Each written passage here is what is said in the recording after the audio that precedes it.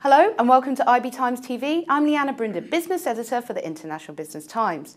Joining me now is Dr. Richie Nanda. He's the Global Chairman on Topps Group. So hi, thanks for joining us. Thank you for having me over. Well, kicking off with the security sector, I've heard before that you said you can't put a price on security. So really, since the financial crisis, how has the sector evolved? I think security is a very recession-resistant industry. Recession has affected us a bit, of course, but security, whether you have a mall, you need security. You don't have a mall, you have no visitor, you still need security for your property. So security is something which I think is quite essential in today's times. With the growing threat of terrorism, global onslaught of various crimes that we have, internal conflicts that we have, the issues that we have in our cities and our countries, I think security is required all the time. Sure. And I mean, in the banking sector, have you found that it's actually increased in terms of the amount of requirements your clients need? Of course. For example, Topps and Shield, we secure nearly all the banks in the country, in England, within the UK, India as well. So earlier, the banking industry just required basic security, which is man guarding services. But now the banks are getting more towards a total security solution, an end-to-end solution approach, where they use investigations as a very important tool, security systems, risk management, consultancy. So it's a whole gamut of solutions that we offer our customers, and they're very receptive to it. Sure. And I mean, maybe you can talk about some other clients that you've had. It's actually quite interesting in terms of VIPs. I hear that the company actually protected Michael Jackson at one point. We did, yes, in Bombay. And any interesting stories from that you can tell us? Michael was a legend, is still a legend. I was just 26 when he came to Bombay, 27 I guess, pretty young. Topps was just coming up as a company. And we got the opportunity of securing Michael Jackson's tour. It was his first ever tour. And I had no clue, we had no clue as a team what Michael Jackson meant. We did, of course, I know the songs. And then he arrived. And before he arrived, his team came in and said, you have no clue what you're getting into. And I said, let's see that. And Michael Jackson, when he came on stage, I remember I was there as his main security director. And we had more than 276 people fainting. So the biggest task for us was to make sure that there was medical evacuation. So Michael Jackson comes on stage, people go, oh, Michael, and the girls start fainting. That was the first big mega event. But then after that, we've secured nearly every single celebrity, every single VIP you can think about. All of them. And well, it's interesting to hear that it's from the first tour and it was in Bombay. So, I mean, that brings us neatly on in terms of the synergy between Indian and UK business. So can you tell me a bit about your rise in terms of building up the company and in terms of acquisitions as well? Well, I joined the company 23 years ago on a salary of £10 a month, which is a fact. I said it's a fact because people don't believe that. They think £10 a month is nothing here. But in Bombay, it's still big. It was big money 20 years ago. We were turning around £2,000 a month with a small security firm.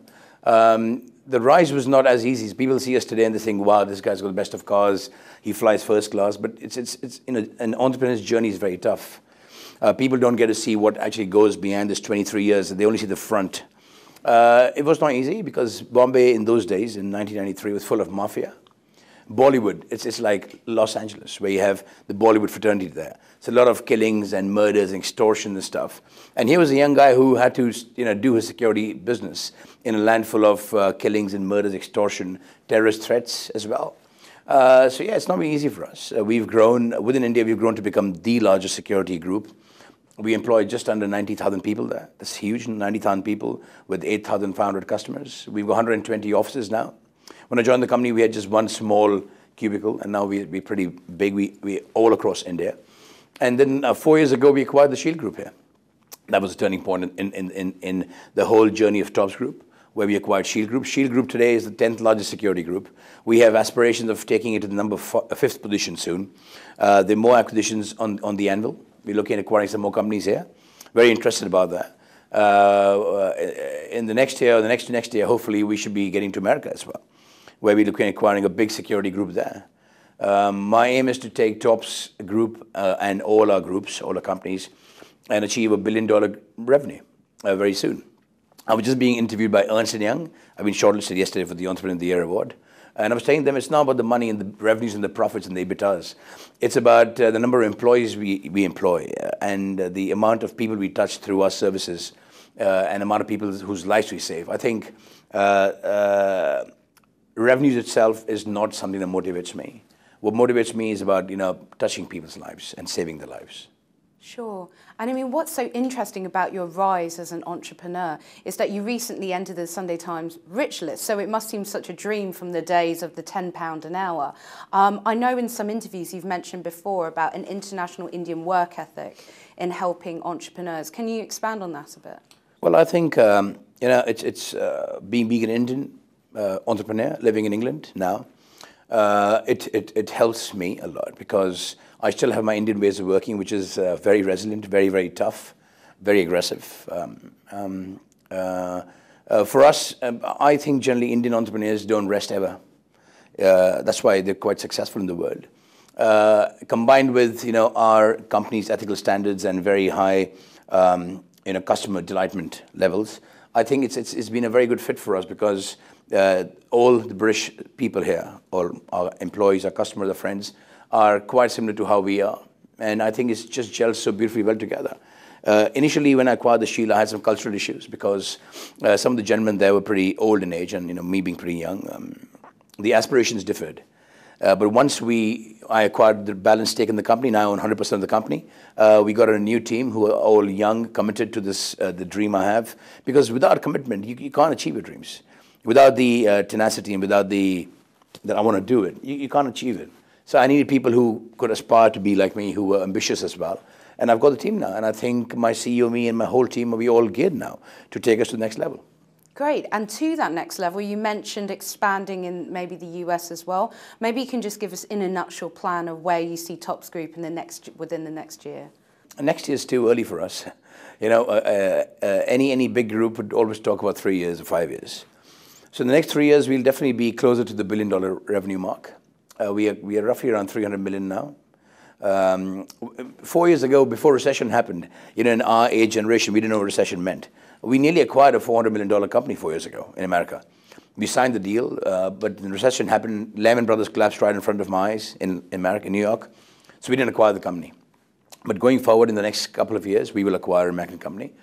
The intention of going into America is because America is a very huge market. Some people say, you should not go there. It's too slow. It's too matured. But I believe that we can bring in some value there. I believe we can improve our profit margins. I believe we can, with the cross-pollination of customers, with nearly 9,000 customers outside America, we can definitely increase the value chain, increase the business and the EBITDAs there as well. And do you see any certain demographics within the security sector that seem a bit more attractive for business opportunity, whether that's sports events, VIPs, or financial institutions? Well, security, what we do compared to others, we offer a total security solution approach. So our mandate with customers is not how many men do you require or how many cameras you require. We don't do that. So we understand the risk profiling of a customer. And then it could be a solution based with just manpower guarding, could be systems, could be technology, could be risk management consultancy, high-end training. So generally, higher margins are with on a product basis are with investigation and security systems.